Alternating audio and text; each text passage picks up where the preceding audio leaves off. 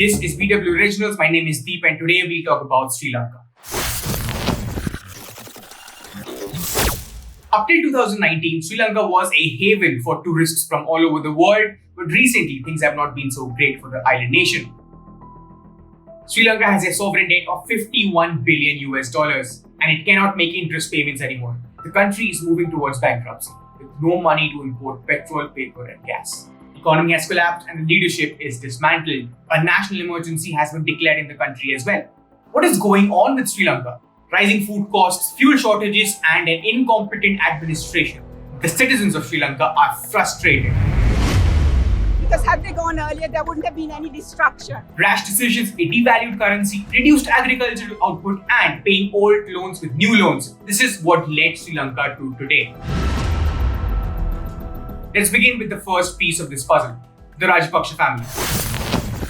Despite public outrage, Gotabaya Rajpaksha refused to step down from his position. He argued that 6.91 million people voted him to power and that he was entitled to the remainder of his 5-year term. What he did not factor in was the extent of public anger.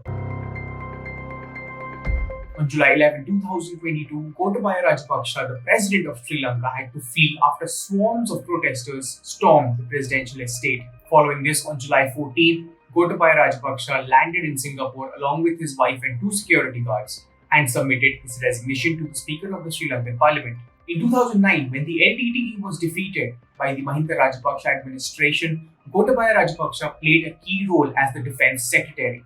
He assumed that his image as the country's savior would see him through this situation. The Rajpaksha family's grip on political power began growing in 2004 when Mahinda Rajpaksha was appointed as the country's prime minister during the presidency of Chandrika Kumaratunga Bandaranaike. Following this, in 2005, Mahinda Rajapaksa won the presidential elections and soon after that launched an all-out attack on the LTTE.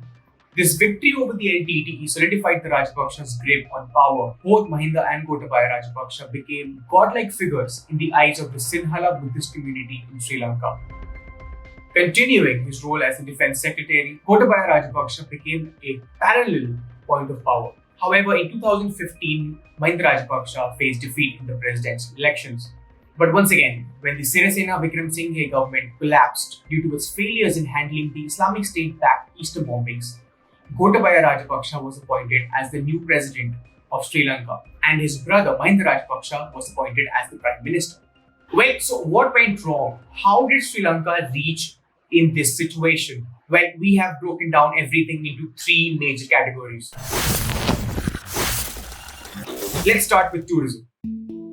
The Sri Lankan tourism industry had been developed over a course of years to become a major economic engine. Needless to say, it is one of Sri Lanka's top earners, or used to be. Here are some facts about the Sri Lankan tourism industry.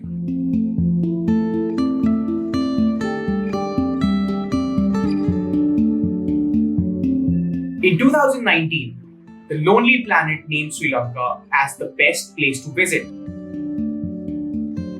In 2018, Sri Lankan tourism generated a revenue of 4.4 billion US dollars. That is 5.6% of the GDP. In 2020, this percentage was reduced to an abysmal 0.8%. In 2018, Sri Lanka welcomed 2.3 million tourists from all over the world, while this number was reduced to a measly 173,000 in 2020. For Sri Lankan tourism, everything started to fall apart in 2019 when the Islamic State Easter Day bombings took the lives of 260 people, out of which 42 were foreign nationals. Adding insult to injury, when the world was hit by COVID-19, it was game over. Sri Lanka had to close its borders for tourists all over the world. Well, this brings us to unreasonable spending over the years and a crushing foreign debt. Now, for a long time, Sri Lanka's imports have been greater than its exports, which means that they have been spending foreign currency at a far greater rate than they're earning. But for a modern economy, this is very normal.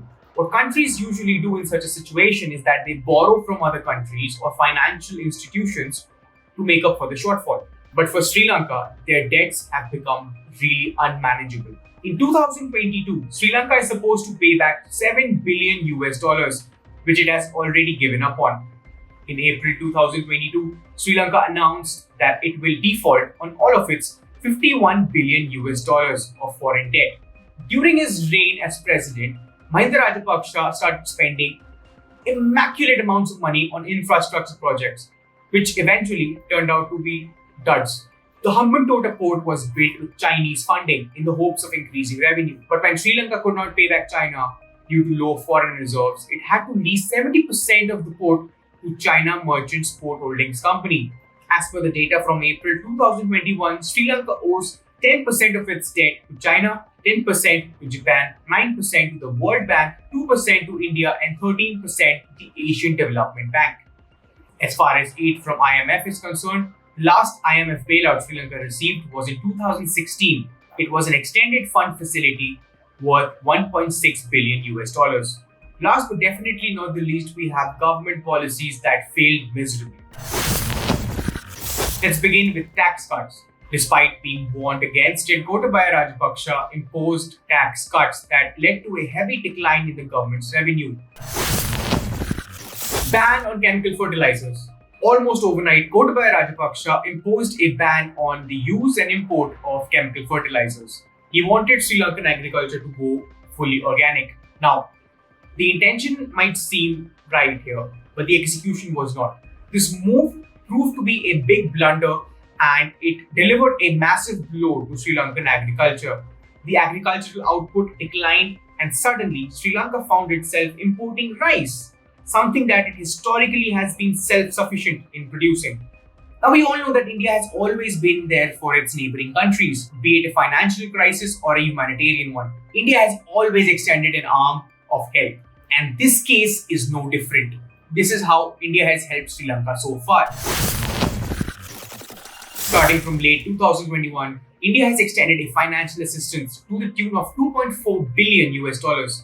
This includes a 400 million US dollars currency swap from the Reserve Bank of India, a deferral of a 500 million US dollar loan, and a 1.5 billion US dollar credit line for importing fuel, food, and medicines. In April of 2022, India offered a credit line of 500 million US dollars to help Sri Lanka buy fuel. Then once again, in May 2022, India offered an additional credit of $200 million, once again, to help Sri Lanka buy fuel. India also sent 40,000 metric tons of diesel and 40,000 tons of rice.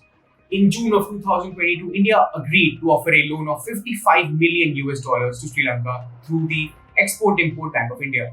Despite help from India and all the neighboring nations like Bangladesh and China, the only hope Sri Lanka has to get back to where it was, or to survive this crisis at the very least, is help from the IMF. I'll be very honest, Sri Lanka is in a very tough spot, and the real question here, will Sri Lanka survive this crisis? Will Sri Lanka overcome this economic catastrophe, this economic nightmare? Well, only time will tell. Thank you for watching and stay tuned to BWTV.